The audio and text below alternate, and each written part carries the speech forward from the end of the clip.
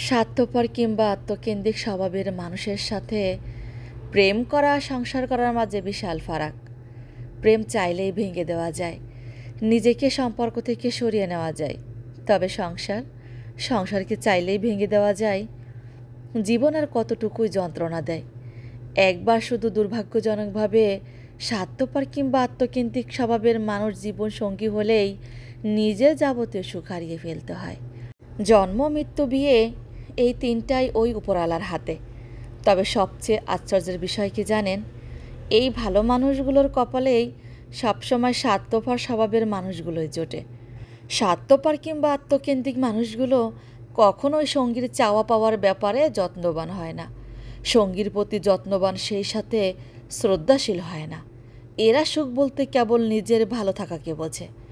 আবার কেউ কেউ নিজে এবং সন্তানের ভালো থাকাকেই সুখ বোঝে। সঙ্গীর কথা ভুলে চিন্তাও করে না। তবে সঙ্গীর কথা ভাবা তাদের সময় নেই। সঙ্গীর ভালো থাকা, সঙ্গীর অসহায়ত্ব কিংবা তার মন কখনোই বুঝতে চেষ্টা করে না। উল্টো নিজের চাহিদা পূরণে একটুখানি কমতি হলেই সঙ্গীর উপর চরম মানসিক নির্যাতন শুরু করে দেয়। জীবন এতটাই হতাশাগ্রস্ত আর একঘেয়ে হয়ে যায় যে নিজেকে নিজের কাছেই তখন অসহায় লাগে। নিজের ভিতরে তিলে তিলে শেষ হতে হয়, মানসিক আর শারীরিকভাবে ভেঙে যেতে হয়। যেখানে সঙ্গীর প্রতি মানুষের প্রবল আস্থা, সেই সাথে প্রত্যাশা থাকে, সেখানে সঙ্গী যখন স্বার্থপর কিংবা আত্মকেন্দ্রিক হয়ে ওঠে, তখন চুপচাপ তার দেওয়া মানসিক আর শারীরিক যন্ত্রণা আমৃত্যু সহ্য করে যাওয়া ছাড়া আর কোনো উপায় থাকে না। আর যদি সেই সংসারে সন্তান থাকে, তাহলে তো নিজেকে নিয়ে নিজের ভালোর কথা কেউ ভাবতে পারে না। যারা সঙ্গীকে কষ্ট দিয়ে নিজে সুখ পেতে চায়, তারা সুখ পেলেও সঙ্গীর ভালোবাসা পায় না।